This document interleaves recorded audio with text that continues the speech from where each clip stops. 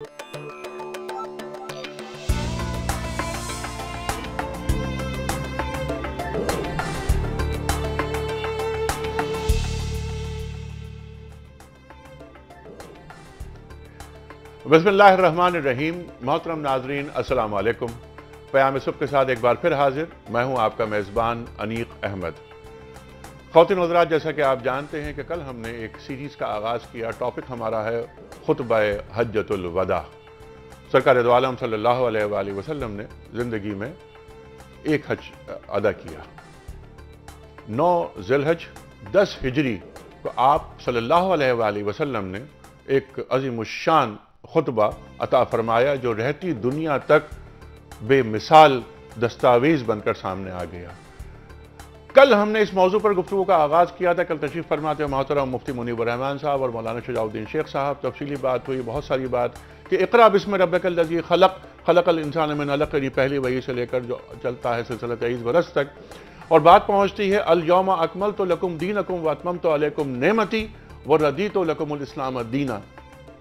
इस 23 बरस का सिलसिला, उस पर एक इजमाली जायज़ा उसका एक लिया गया और फिर एक सवाल ये रखा गया था कि 1,24,000 सहाबा मौजूद, 1,24,000 हुज्जाज इकराम मौजूद, मुसलमान सब मौजूद, यकीनन हुज्जाज हैं, मुसलमान मौजूद हैं, तो सरकार दो आलम सल्लल्लाहु अलैहि वसल्लम अय्युहन्नास अय्युहन्नास अय्युहन्नास कहकर मुखातबत क्यों फरमा रहे हैं? जवाब ये आया था, हमारे उलमाए किराम ने ये दिया था कि क्योंकि ये गुफ्तगू और क्योंकि ये खिताब आलम इंसानियत से हो रहा था, आलमगीरियत क्योंकि दीन में शामिल है। हमारा दीन किसी एक ज़बान या किसी एक खत्ते के लिए नहीं, बल्कि इसमें आलमगीरियत है। ख़वातीन व हज़रात, सिलसिले को आगे बढ़ाएंगे। आज हम बात करेंगे मज़ीद निकात पर, वो निकात जो कल गुफ्तगू में नहीं आए थे, और इसी मौजू पर गुफ्तगू इंशाअल्लाह कल भी होगी। हम चाहते हैं कि किसी तरह इन निकात का अहाता करें, और आप और हम जानते हैं कि इतना बड़ा मौजू 3 प्रोग्राम्स में उन्हें समेटना बहुत मुश्किल काम है। ख़वातीन व हज़रात, इस वक्त चलते हैं लाहौर, जहाँ मुंतज़िर है हमारे मोहतरम क़ारी खालिद उस्मान अलवी अल अज़हरी साहब, हमारे मुल्क के मुमताज़ क़ारी, आलमी शोहरत याफ्ता, आयात रब्बानी की तिलावत से अपने प्रोग्राम का आगाज़ करते हैं। आइए लाहौर चलें। शुक्रिया अनीक साहब। औज़ु बिल्लाहि मिनश शैतानिर रजीम।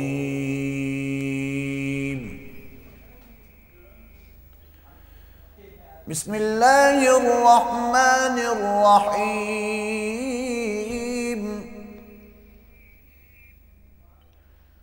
व अन तस्तक़सिमू बिल अज़लाम ज़ालिकुम फ़िस्क़।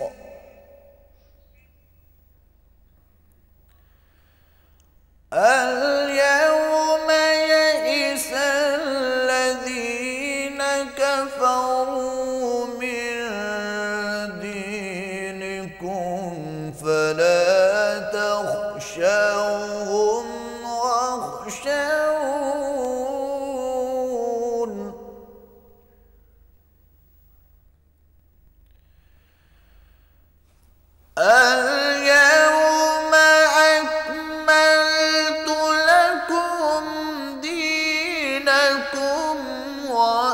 وأتممت عليكم نعمتي ورضيت لكم الإسلام دينا. सुभान अल्लाह, सुभान अल्लाह। فمن اضطر في مخمصة غير متجانف لإثم فإن الله غفور رحيم. صدق الله العظيم.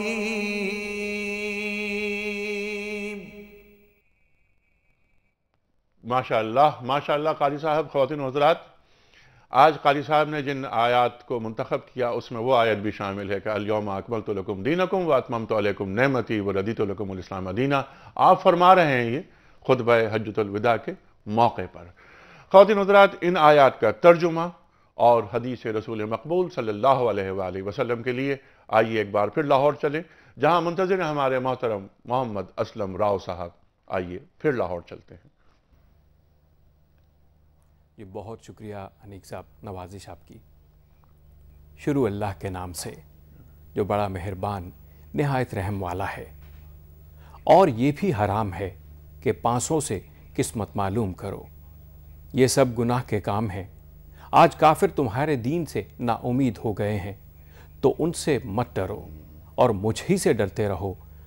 اور آج ہم نے تمہارے لیے تمہارا دین کامل کر دیا اور اپنی نعمتیں تم پر پوری کر دیں اور تمہارے لیے اسلام کو دین پسند کیا.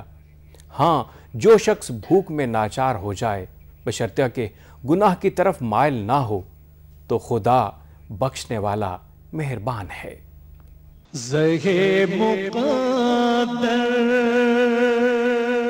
حضرت ابو امامہ رضی اللہ تعالیٰ عنہ سے روایت ہے کہ نبی کریم صلی اللہ علیہ وآلہ وسلم نے فرمایا، اے لوگو، میرے بعد کوئی نبی نہیں اور تمہارے بعد کوئی امت نہیں، بس اپنے رب کی عبادت کرو، 5 وقت کی نماز ادا کرو، رمضان کے مہینے کے روزے رکھو، پوری خوش دلی سے اپنے مالوں کی زکوٰۃ ادا کرو اور اپنے حکمرانوں کی اطاعت کرو.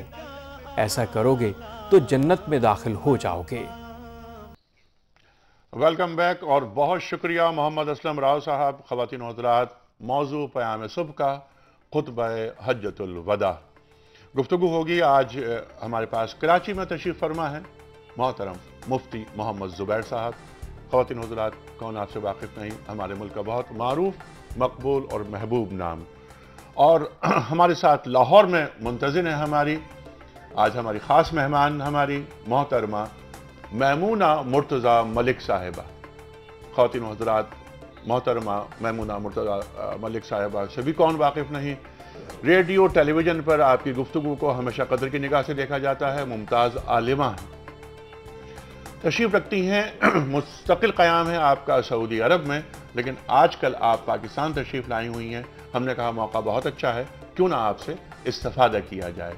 میمونہ صاحبہ، میں آپ کو خوش آمدید کہتا ہوں. السلام علیکم. جی السلام علیکم. کیسی ہیں آپ؟ اچھی ہیں؟ الحمدللہ. آپ کو بھی اور زبیر بھائی کو بھی میرا سلام. جی وعلیکم السلام. ہم پروگرام کا آغاز زبیر صاحب آپ سے کر رہے ہیں. کل ہم نے بہت ساری باتیں کی اس خطبے کے تعلق سے. مفتی منیب الرحمان صاحب تشریف رکھتے تھے، شجاع الدین شیخ صاحب تشریف رکھتے تھے. آج ہم ذرا آگے چلیں گے. سرکار دو عالم صلی اللہ علیہ وآلہ وسلم فرما رہے ہیں کہ میری باتیں سن لو، غور سے سنو. ہو سکتا ہے کہ اس مقام پر میری اور تمہاری ملاقات دوبارہ نہ ہو سکے. خطبے کا آغاز ہو رہا ہے.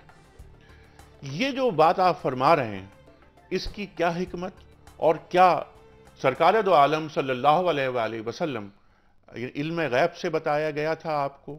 آپ کے علم میں یہ بات تھی کہ اب ہماری ملاقات نہیں ہوگی اور یہ رحلت کا سال ہے؟ بسم اللہ الرحمن الرحیم، نحمدہ و نصلی علی رسولہ الکریم، اما بعد. گزارش یہ ہے، قرآن کریم کے اندر بھی کئی آیات اور خود آپ صلی اللہ علیہ وسلم کی کئی احادیث سے پتہ چلتا ہے کہ یہ جو آخری دور اور زمانہ چل رہا تھا، اس میں کچھ اشارے آپ صلی اللہ علیہ وسلم کو ایسے دے دیے گئے تھے جس سے اس بات کا بخوبی اندازہ ہوتا ہے کہ آپ صلی اللہ علیہ وسلم اشارہ فرما دیا کرتے تھے کہ اب وقت میری رحلت کا بہت قریب آ چکا ہے.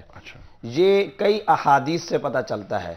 مثلا میں اس موقع پر ایک مثال دینا چاہتا ہوں. اذا جاء نصر اللہ والفتح کی آپ اندازہ لگائیے کہ یہ سورۃ الفتح نازل ہو رہی ہے اور اس کے اندر خوشخبریوں کی بات بتائی جا رہی ہے کہ جب اللہ تعالیٰ کی نصرت آ گئی، جب اللہ تعالیٰ کی فتح آ گئی، اور آپ دیکھیں گے کہ لوگ فوج در فوج اسلام کے اندر داخل ہو رہے ہیں. یدخلون فی دین اللہ افواجا، فوج در فوج اسلام کے اندر داخل ہو رہے ہیں.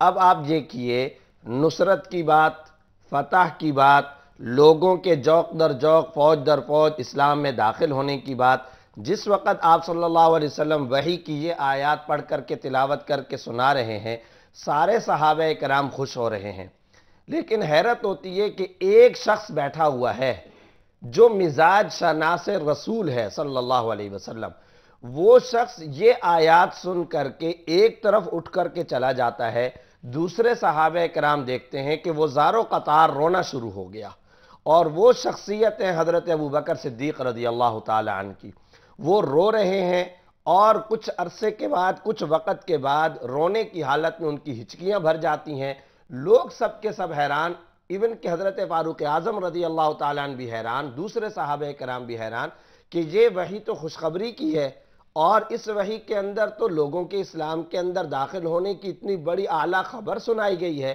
اور حضرت ابوبکر اس کے اوپر کیوں پریشان ہو رہے ہیں؟ تو سیدنا صدیق اکبر رضی اللہ تعالیٰ عنہ نے ایک بات ارشاد فرمایا کہ آپ کو اندازہ نہیں ہے کہ اس وحی اور ان آیات کے بعد اب محسوس یہ ہو رہا ہے کہ آپ صلی اللہ علیہ وسلم ہم سے جدا ہونے کے قریب آ چکے ہیں۔ پوچھا گیا وہ کیسے؟ فرمایا کہ دیکھو، جب اللہ کی نصرت بھی آ جائے اور جب فتح بھی آ جائے اور لوگ پوری دنیا کے اندر اسلام میں اس طریقے سے فوج در فوج داخل بھی ہونا شروع ہو جائیں اور دین مکمل بھی ہو دین جائے، بھی مکمل ہو رہا ہو جائے، اور لکم الاسلام دینہ، جی ہاں، جب یہ معاملات پیش آ گئے تو ایک طرح سے نبی کا مشن مکمل ہو گیا، اور جب نبی کا مشن مکمل ہو گیا تو مشن کی تکمیل کے بعد اب اللہ تعالیٰ اپنے اس محبوب سے اپنے پاس بلوا کر ملاقات کرنے کو زیادہ پسند کریں گے، لہٰذا اب رسول اللہ صلی اللہ علیہ وسلم کے وصال کا وقت قریب آ رہا ہے۔ تو یہ دیکھیے، حضرت صدیق اکبر رضی اللہ تعالیٰ عنہ اس موقع پر یہ بات سمجھے، حضرت معاذ بن جبل کو جب یمن بھیجا جا رہا ہے، یہ وہ پہلا موقع ہے بھائی انیق صاحب، کتب احادیث کے اندر آتا ہے جس موقع پر نبی صلی اللہ علیہ وسلم سے جذبات ثابت ہیں، یعنی سواری کو آپ صلی اللہ علیہ وسلم اپنے ہاتھوں سے اس کی لگام پکڑ کر کے جا رہے ہیں، اور باقاعدہ مدینہ کے ٹیلوں کے قریب سے گزر کر کے حضرت معاذ کو روانہ کر رہے ہیں، جدائیگی کا وقت ہے، حضرت معاذ رضی اللہ تعالیٰ عنہ کے آنسو بالکل آنکھوں کے قریب آئے ہوئے ہیں، لیکن زیادہ رونے کا اظہار اس لیے نہیں کرتے کہ محبوب کو تکلیف نہ پہنچے، عجیب و غریب نقشہ کھینچا گیا ہے۔ اس وقت حضرت معاذ بن جبل رضی اللہ تعالیٰ عنہ خود وہ روایت بیان کرتے ہیں، کہتے ہیں کہ اس دوران میں آپ صلی اللہ علیہ وسلم بہت آگے تک جب مجھے رخصت کرنے کے لیے تشریف لائے تو فرمایا، اے معاذ، اس بات کا امکان ہے کہ شاید اب ہماری ملاقات اس دنیا میں نہیں ہو سکے گی۔ وہ حضرت معاذ جو نبی کے سچے غلام، اب نبی صلی اللہ علیہ وسلم کی یہ زبان سے بات سنی تو رو پڑے، اور جب رو پڑے تو ان دونوں محبوبوں کی آخری ملاقات کا یقشہ یوں کہ نبی صلی اللہ علیہ وسلم سے بھی وہاں پر کھڑا ہوا نہیں گیا، اور حضرت معاذ سے بھی وہاں رکا نہیں گیا، حضرت معاذ نے اپنا چہرہ یمن کی طرف کر دیا، اور نبی صلی اللہ علیہ وسلم بغیر سلام کیے، کیونکہ کھڑے نہیں ہو سکتے تھے، ایسی جذبات کی کیفیت، آپ صلی اللہ علیہ وسلم نے اپنا چہرہ مبارک مدینہ کی طرف واپس پلٹ دیا۔ اس طریقے سے یہ دونوں محبوب شخصیتیں جدا ہوئیں، اور پھر وہی کام ہوا کہ حضرت معاذ وہاں یمن کے اندر ایک رات کو سوتے ہیں، رات کو سونے کے وقت میں خواب کے اندر آپ صلی اللہ علیہ وسلم تشریف لائے اور فرمایا، اے معاذ، کیا تم مجھ سے اب ملنے کے لیے نہیں آؤ گے؟ حضرت معاذ بے چینی کے ساتھ اٹھ کر کے بیٹھ گئے۔ اہلیہ پوچھتی ہیں کہ کیا ہوا؟ فرماتے ہیں کہ نہیں، آج بس میں نے ایک ایسا خواب دیکھ لیا ہے۔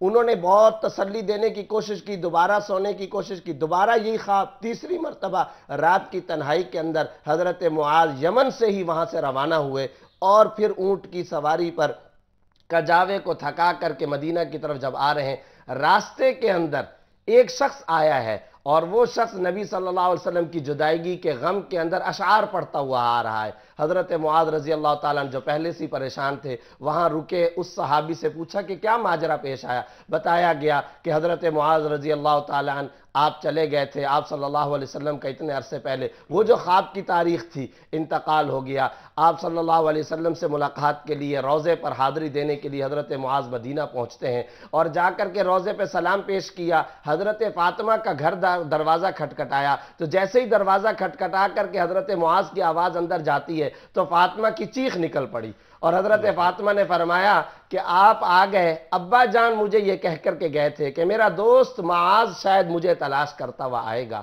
جب وہ آئے تو اس کو میرا سلام پیش کرنا۔ یہ آپ صلی اللہ علیہ وسلم کے آخری ادوار کی صورتحال ہے، اور پیغام کی آفاقیت کو بٹھانے کے لیے اور لوگوں کو یہ بات کوٹ کوٹ کر کے بھرنے کے لیے اب جو میں بات تم کو کہنے جا رہا ہوں یہ دنیا کا منشور اعظم پیش کر رہا ہوں، یہ دستور اعظم میں پیش کر رہا ہوں، اس کی آفاقیت کو سمجھو، اس کے ایک ایک لفظ کی آفاقیت کو اور اس کی عبقری شان کو سمجھو۔ اس لیے آپ صلی اللہ علیہ وسلم نے ارشاد فرمایا تو یہ علم غیب کی بات نہیں، غیب کی خبر ہے جو اللہ کی طرف سے بطور وحی کے اشارتاً نبی کو دے دی گئی، اور نبی صلی اللہ علیہ وسلم نے اس پیغام کی اہمیت بٹھانے کے لیے اس انداز مخاطبت کو اختیار فرمایا۔ ٹھیک، اور اللہ تعالیٰ جتنا علم دینا چاہتے ہیں اور جتنا مطلع رکھنا چاہتے ہیں اتنا علم دے دیتے ہیں۔ ظاہر ہے اللہ کے بعد سب سے بڑے عالم اگر اس کائنات میں ہے تو وہ رسول اللہ صلی اللہ جس طرح آپ نے بات فرمائی یدخلون فی دین اللہ افواجا، پھر ہم یہ دیکھ رہے ہیں کہ قرآن کریم کے اندر غلبۃ الروم کی بات ہو رہی ہے، رومیوں کو فتح کی نوید دی جا رہی ہے، سورہ تحریم میں بات ہو رہی ہے کہ بیوی پوچھ رہی ہے، زوجہ پوچھ رہی ہیں کہ آپ کو خبر کیسے ہوئی، تو آپ فرما رہے ہیں صلی اللہ علیہ وسلم کہ مجھے اس نے بتایا جو علیم ہے اور جو خبیر ہے، جی ہاں، جو انباء الغیب دیتے رہتے ہیں، غیب کی خبریں اللہ کو دیتے رہتے ہیں۔ نبی صلی اللہ محترمہ میمونہ ملک صاحبہ، میں آپ کی طرف آ رہا ہوں، اسی گفتگو کا ہم لے کر آگے چل رہے ہیں کہ آخری خطبہ اور جس شان سے بیان کیا جا رہا ہے اور یہ فرمایا جا رہا ہے کہ جو نہیں ہے ان تک یہ پہنچا دو، ہو سکتا ہے کہ وہ سمجھ میں تم سے زیادہ ہوں، کیونکہ بعض اوقات یہ ہوتا ہے، آپ فرما رہے ہیں صلی اللہ علیہ وسلم کہ جس کو خبر پہنچائی جاتی ہے وہ پہنچانے والے سے زیادہ سمجھدار ہوتا ہے۔ یہ خطبے کے الفاظ آپ یہ فرمائیے کہ آپ فرما رہے ہیں کہ تمہارا رب ایک ہے، تم سب آدم کی اولاد ہو، آدم تمہارا باپ ہے اور آدم مٹی سے بنے ہوئے تھے۔ یہاں جو بات ہو رہی ہے، یہ جو پیغام دیا جا رہا ہے، جو امت مسلمہ کو سمجھایا جا رہا ہے، یہاں یہ کون سا نقطہ ہے؟ یہ جو بات بیان کی جا رہی ہے کہ تمہارا باپ آدم ہے، تم سب مٹی سے بنے ہوئے ہو، آدم مٹی سے تھے۔ بسم اللہ الرحمن الرحیم۔ انیق بھائی، یہاں رسول پاک صلی اللہ علیہ وآلہ وسلم نے یہ واضح فرما دیا کہ کوئی بھی کسی سے کسی لحاظ میں، حسب میں، نسب میں، برادری، قبیلہ، کالا، گورا، عرب، عجم، کسی سے بڑھ کر نہیں ہے۔ ہم سب آدم سے ہیں، آدم مٹی سے ہیں اور ہم سب ان کی اولاد ہیں۔ کسی کو کسی پر کسی نسب کی وجہ سے فوقیت نہیں ہے۔ اگر نسب کی بات کرتے ہو تو ہم سب انہی ایک باپ کی اولاد ہیں۔ اب یہ کہ اس زمانے میں عربوں میں بھی بہت زیادہ تعصب تھا، جاہلیت کے زمانے میں، کہ ان سے بڑھ کر کوئی نہیں، پھر ان میں بھی قبیلوں میں ایسا تھا، آج بھی ہے دنیا بھر میں لوگ ذات، برادری، قبیلہ، حسب، نسب، رنگ، زبان، اس کا اس قدر تعصب کرتے ہیں۔ تو یہ ہر طرح کے تعصب پر چوٹ تھی کہ کسی قسم کا کوئی تعصب بھی روا نہ رکھا جائے۔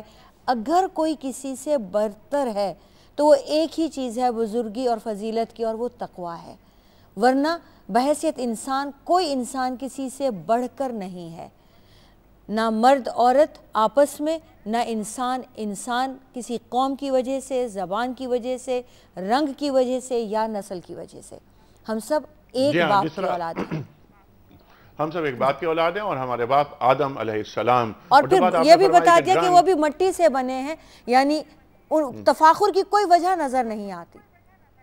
جی ہاں، اور اگر کوئی وجہ ہے تفاخر کی، اگر ہو سکتی ہے تو وہ تقوی، جیسے کہ آپ نے فرمایا، اور قرآن کریم ارشاد فرما رہا ہے کہ اِنَّا اَكْرَمَكُمْ عِنْدَ اللَّهِ أَتْقَاكُمْ، بالکل اللہ کے نزدیک مکرم اور برتر اور فضیلت اسے حاصل ہے جو تقوی میں برتر ہوگا۔ بالکل کالے کو گورے پر، گورے کو کالے پر، عربی کو عجمی پر، عجمی کو عربی پہ کوئی فضیلت نہیں۔ فضیلت کا اگر معیار ہے تو صرف تقوی ہے۔ اچھا، اس میں میمونہ ملک صاحبہ ایک بات اور بھی اس طرف میں چاہتا ہوں گفتگو آپ فرمائیں کہ مٹی سے آدم بنے ہوئے تھے اور ہم سب مٹی سے بنے ہوئے ہیں۔ اس میں ایک عجز اور ایک انکسار کی بات بھی کہ صاحب انسان کی اوقات کیا ہے؟ انسان ایک مشت خاک ہے، خلقا من ماء دافق، قرآن کریم ارشاد فرماتا ہے بالکل کہ تم گندے پانی سے پیدا ہوئے، گندے پانی کی پیدائش ہے، حقیر ہے، کوئی اوقات نہیں۔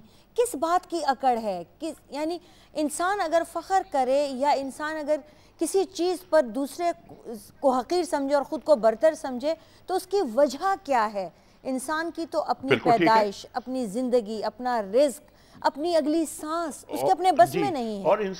جی انسان کی اوقات کیا ہے، اوقات کیا ہے، یہ سورہ یاسین میں بھی اللہ تعالیٰ یہی فرماتے ہیں اولم یر الانسان انا خلقناہ من نطفۃ فاذا ہوا خصیم مبین، انسان جانتا نہیں، دیکھتا نہیں کہ اسے ہم نے کس چیز سے، کس گندے پانی سے، نطفہ سے پیدا کیا ہے، اور وہ اس پر جھگڑالو ہے، وہ اس پر یعنی تفاخر۔ اور دیکھیے انسان میں اور شیطان میں بنیادی فرق انیق بھائی یہی ہے کہ شیطان نے فخر کیا، غرور کیا، اور اللہ تعالیٰ استکبار کیا، اور اللہ تعالیٰ نے اس کو اپنے لیے ایک چیلنج بنایا ہے، پسند نہیں فرمایا ہے۔ حضرت آدم علیہ السلام سے بھی گناہ سرزد ہو گیا نافرمانی کا، لیکن وہ پچھتائے، شرمندہ ہوئے، اللہ تعالیٰ نے توبہ قبول کرتے ہوئے ان کا رتبہ بلند فرمایا۔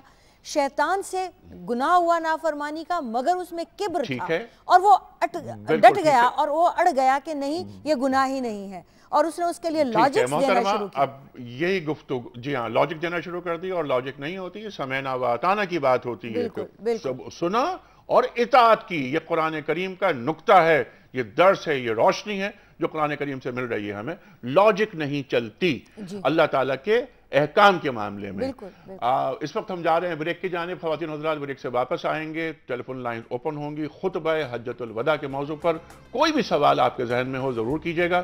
کراچی میں موجود ہیں محترم مفتی زبیر صاحب، اور لاہور میں موجود ہیں محترمہ میمونہ مرتضیٰ ملک صاحبہ، اور آج کا جو سوال ہے کوئز کا وہ، اور کل جو سوال ہم نے پوچھا تھا اس کا صحیح جواب ہم آپ کو بتائیں گے بریک کے بعد۔ آ رہے ہیں چھوٹے سے بریک۔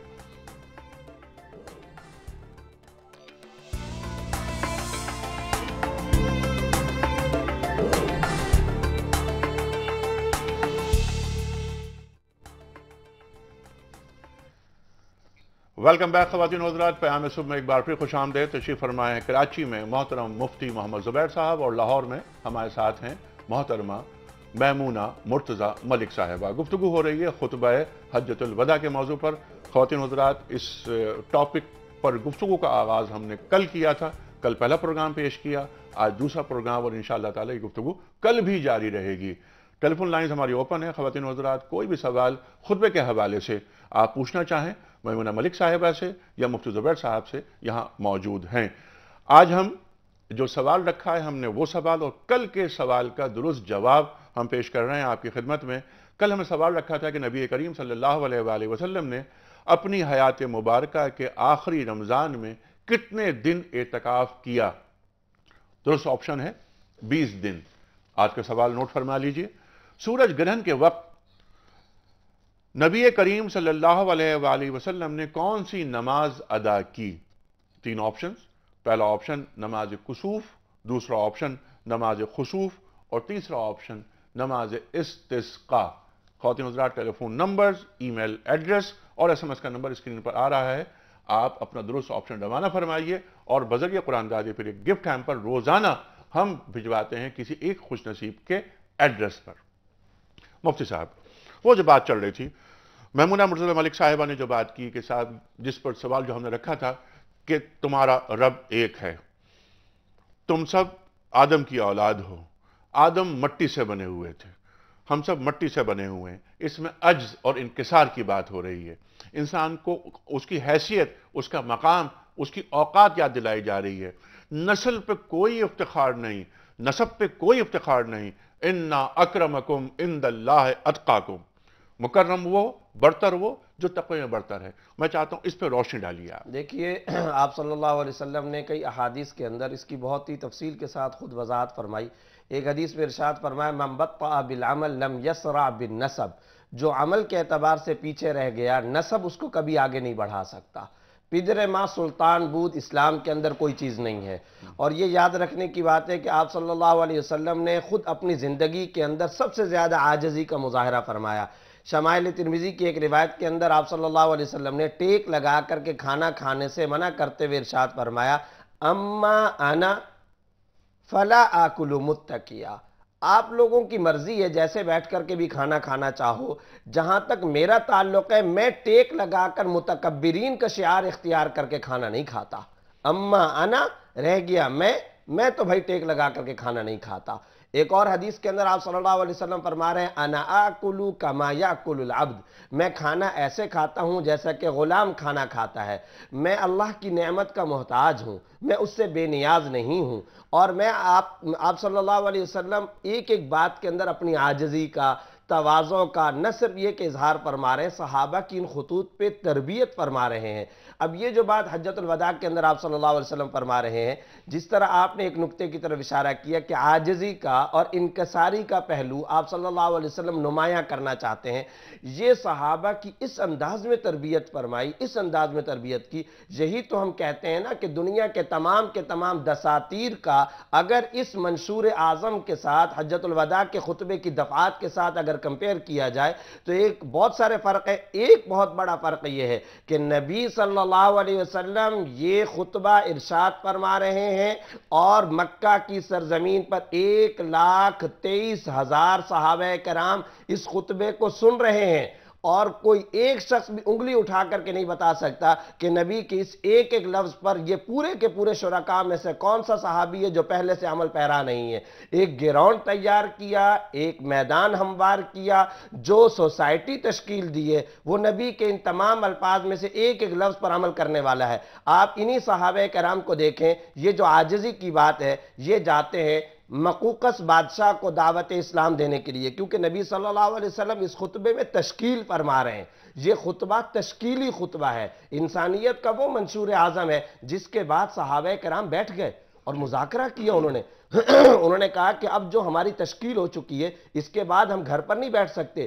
صحابہ کے یہ الفاظ کتب تاریخ کے اندر موجود ہیں، ارے انسانی تاریخ کا اتنا بڑا منشور پوری قوم اور انسانیت کے لیے پیش ہو چکا، کیا اب بھی ہم یہ کام کریں گے کہ مویشیوں کو جا کر کے بیچنے کا کاروبار کریں، کشمش اور چھوارے اور کھجوروں کے بیچنے کا بزنس اور کاروبار کریں گے؟ ارے ان سب کو اب چھوڑ دیا، اب تو ہمیں بہت بڑے بالا کام کے لیے نبی نے معمور فرما دیا، ہماری تشکیل فرما دی۔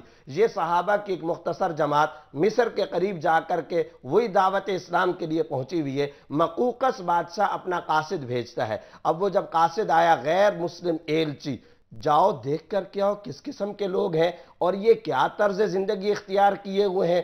اب وہ جب غیر مسلم وقوقس کے سامنے آیا اور تمام صحابہ کے حالات کا جائزہ لے کر کے آیا تو اب وہ کیا کہتا ہے؟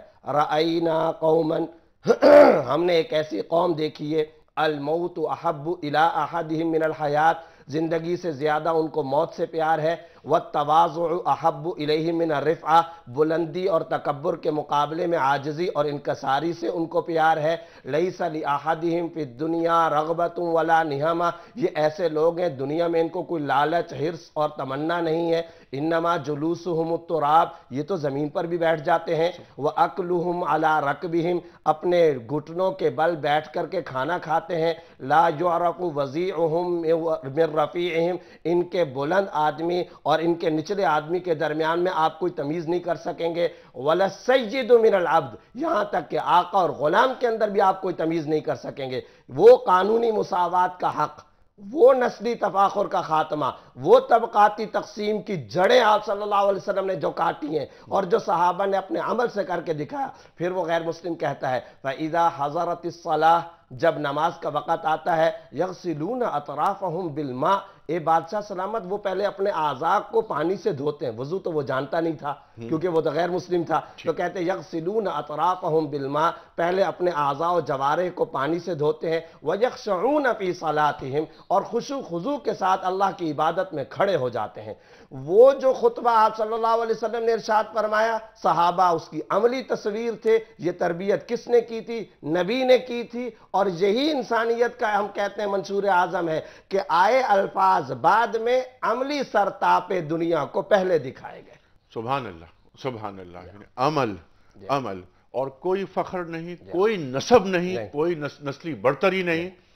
محترمہ میمونہ ملک صاحبہ، یہی سوال میں رکھوں گا آپ کے سامنے کہ یہ جو خطبہ، جس کا یہ نقطہ، جس کی جانب تفصیل سے اشارہ کیا مفتی صاحب نے، اِنَّ أَكْرَمَكُمْ عِنْدَ اللَّهِ أَتْقَاكُمْ، جیسا کہ آپ نے فرمایا تھا، اس مطالبے کو، اس تقاضے کو جو سرکار دو عالم صلی اللہ علیہ وآلہ وسلم اپنے خطبے میں تاکید اور تلقین کے ساتھ بیان کر رہے ہیں، اس کو ہم جوڑتے ہیں حالات حاضرہ سے. جی حالات حاضرہ میں ہم کیا دیکھتے ہیں؟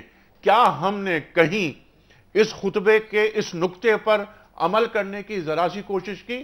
عرب، نان عرب، آپ فرماتے ہیں کہ عربی کو عجمی پر، عجمی کو عربی پر، گورے کو کالے پر، کالے کو گورے پر کوئی فضیلت نہیں.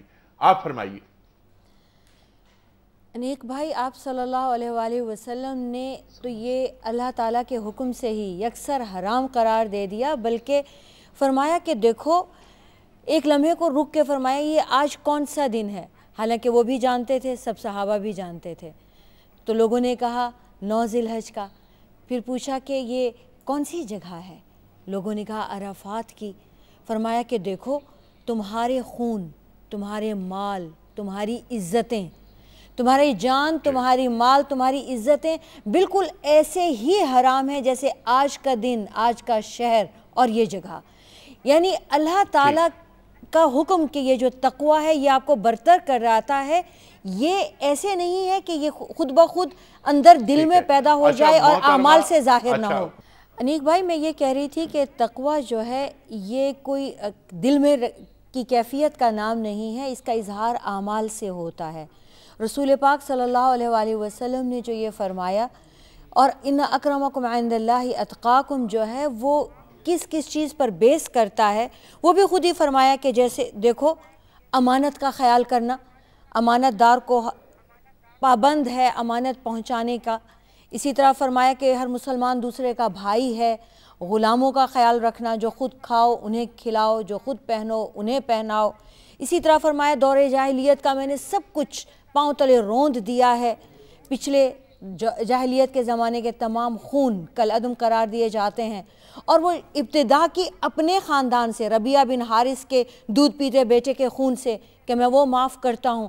اب یہ کہ اپنی ذات سے اس تقوی کا اظہار فرمایا اپنے اس عمل سے کہ پہلے معافی میں دیتا ہوں اور آج کے بعد اب کوئی اس کا بدلہ نہیں لے گا. اسی طرح جب سود معاف فرمایا تو اپنے چچا عباس بن عبد المطلب کا سب سے پہلے معاف کیا اور کہا اس کی ابتدا یہیں سے ہوتی ہے اور اب صرف راس المال ہی وصول کیا جائے گا. تو یہ اعمال جو ہیں یہ سکھائے گئے، جو کہ پورا زبیر بھائی نے جیسے بتایا کہ ہمارا دستور ہے، آئین ہے. اس کے بعد یہ پورے قرآن مجید کی جو تعلیمات اور تربیت اللہ تعالیٰ نے کی، وہ اس ایک دن خطبہ حجۃ الوداع میں 3 موقعوں پر، 2 مینا میں اور 1 عرفات میں آپ صلی اللہ علیہ وآلہ وسلم نے ادا فرما دیے. گو کہ تمام صحابہ اس پر پہلے سے عمل پیرا تھے. لیکن وہی بات جہاں سے آپ نے شروع کی کہ مجھ سے سنو اور ان لوگوں کو جو موجود نہیں ہیں انہیں جا کر پہنچا دو. ہو سکتا ہے وہ جو سن رہے ہوں، جو تمہاری زبان سے سن رہے ہوں، وہ زیادہ سمجھیں، زیادہ عمل کریں. نہ صرف یہ کہ انہیں بتایا بلکہ انہیں اس بات کا پابند کر دیا کہ یہ امانت ہے اور اسے پہنچانا ہے، ایک ایک بات کو میری طرف سے آگے پہنچا دینا ہے. وہ چیز فضیلت کا باعث بنے گی جو یہ چیزیں سن کر اس پر عمل کر کے اس کو آگے پھیلائیں گے.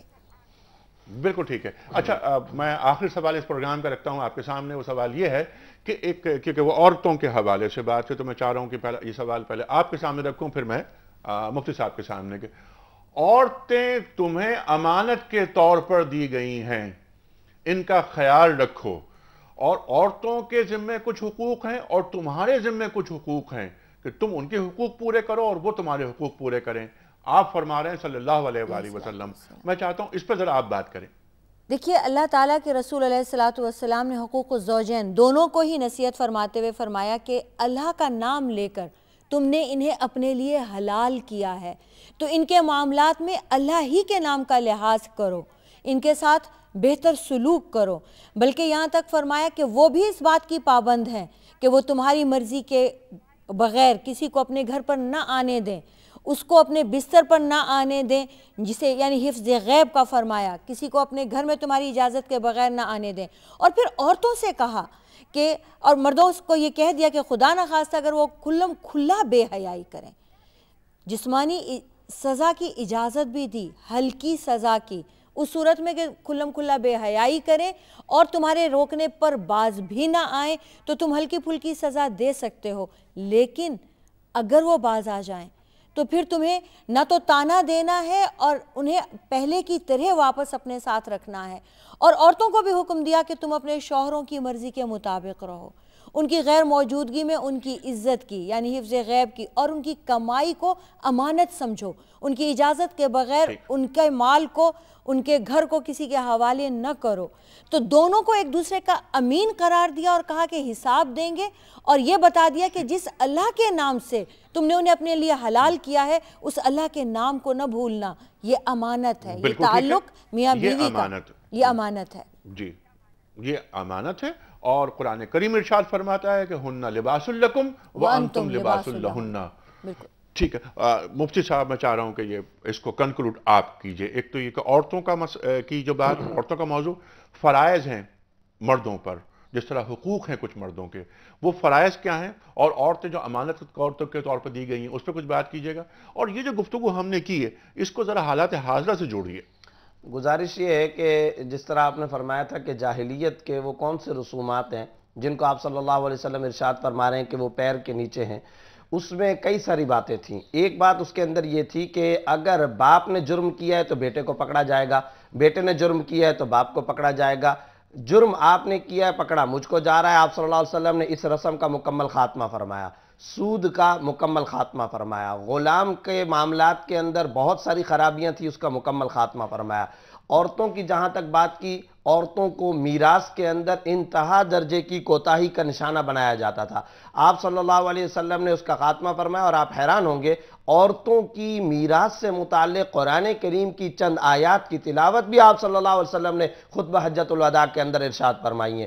تو وہ جو وراثت کی جو آیات آپ صلی اللہ علیہ وسلم نے تلاوت کی، ان کا جو خلاصہ اور حاصل نکلتا ہے، کل 12 وارث انسان کے قرار دیے، اس میں سے 8 خواتین ہیں، 8 خواتین ہیں۔ آج مغرب عورتوں کے حقوق کا بڑا لمبردار بنتا ہے، جو آپ صلی اللہ علیہ وسلم نے عورتوں کو حقوق دیے دنیا میں کسی نے نہیں دیے، کیونکہ بچی کی پیدائش کے حوالے سے اس کو برا سمجھا جاتا تھا، نبی نے اس کو رحمت قرار دیا، قتل کر دیا جی ہاں۔ جاتا تھا۔ پھر اس کے بعد جب وہ بیٹی بنے تو بیٹی کے استقبال کے لیے کھڑا ہوا جاتا ہے، فاطمہ کے استقبال کے لیے آپ صلی اللہ علیہ وسلم کمرے کے اندر کھڑے ہو جایا کرتے تھے۔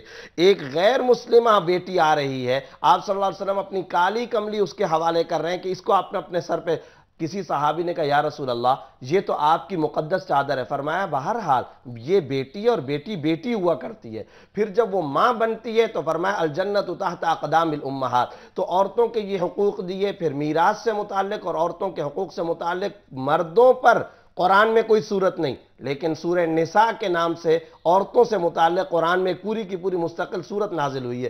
تو یہ عورتوں کے حقوق کا تحفظ آپ صلی اللہ علیہ وسلم نے فرمایا۔ جہاں تک تعلق ہے پورے خطبہ حجۃ الوداع کا، اس میں 2 باتیں عرض کرنا چاہوں گا۔ پہلے نمبر پر اس خطبہ کے اندر جو سب سے زیادہ نمایاں پہلو ہے وہ وسعت کا پہلو ہے۔ دنیا کے کسی بھی دستور کے اندر اتنی عالمگیریت اور وسعت کا پہلو نہیں پایا جاتا، ایک بات۔ دوسری بات، اس خطبے کے اندر عملیت کا پہلو ہے، خود بھی عمل کر کے دکھایا، صحابہ کو عمل کروایا۔ تیسرے نمبر پر یہ جو خطبہ ہے، اس خطبے کے بارے میں آپ یہ یاد رکھیے گا، آپ صلی اللہ علیہ وسلم یہ خطبہ ارشاد فرما رہے ہیں، پھر اس میں تشکیل ہے، نہ کرنے پر اخروی سزا ہے، اور اخروی سزا کے تذکرے بھی اللہ تعالیٰ کی آیات بیان کر کے آپ صلی اللہ علیہ وسلم خود بیان کر رہے ہیں۔ اقوام متحدہ کا منشور ہو یا شہنشاہ جان اول کا 1215 جون کے اندر پیش کیا گیا دستور اعظم ہو، میگنا کارٹا، جی میگنا کارٹا، جس کے اندر صورتحال کیا ہوئی تھی کہ اسی کو ہنری مارش اپنی کتاب کے اندر لکھتا ہے کہ وہ تو 35 بادشاہوں کا منشور اور آپس کا ایک معاہدے سے زیادہ حیثیت نہیں رکھتا، لیکن عالمی حیثیت خطبہ حجۃ الوداع کو ہے۔ وسعت اس میں ہے، عملیت اس کے اندر ہے۔ پھر آپ صلی اللہ علیہ وسلم نے اس خطبے کے اندر اگر نہیں کرو گے اخروی سزا کا تذکرہ ہے، جو آپ کے اقوام متحدہ کے منشور کے اندر بھی نہیں ہے۔ مفتی صاحب ایک پرچی آپ نکالیے اور اس خوش نصیب کے نام کا اعلان کیجئے جس کی خدمت میں ہم آج گفٹ ہیمپر روانہ کر رہے ہیں، اور یہ جو بات آپ نے یہ ہے ظفر عباس ڈی آئی خان سے، ظفر عباس صاحب ڈی آئی خان سے۔ خواتین حضرات، ظفر عباس صاحب کو پہلی بار ڈی آئی خان سے انہیں مبارک ہو۔ یہ گفٹ ہیمپر آج جو گفتگو کی محترمہ میمونہ مرتضیٰ ملک صاحبہ نے اور محترم مفتی زبیر صاحب نے، آخری بات جو آپ نے فرمائی عملیت کی۔ خواتین حضرات، قرآن کریم ارشاد فرماتا ہے کہ یا ایھا الذین آمنوا लिमा तक़ूलूना मा ला तफ़अलून, ऐ ईमान वालों वो बात क्यों कहते हो जिस पर अमल पैदा नहीं होते। कल भी मैंने एक बात ये अर्ज़ की थी कि हमारी ज़बान तो मुसलमान होती है, हमारा दिल मुसलमान नहीं होता। हज़रत अली करमल्लाहु वजह के इस कौल पर आज का प्रोग्राम ख़त्म करते हैं कि बेहतरीन आदमी वो है जिसके आमाल बेहतरीन हैं, वरना अच्छी बातें तो बुरे लोग भी कर लेते हैं। ख़वातीन व हज़रात, कल इसी सीरीज़ को लेकर आगे चलेंगे। कल हमारे साथ तशरीफ़ फरमा होंगे मोहतरम डॉक्टर मोहसिन नकवी साहब और मोहतरम मुफ्ती नज़ीर अहमद खान साहब। कल तक के लिए अपने मेज़बान अनीक अहमद को इजाज़त दीजिए। खुदा हाफ़िज़।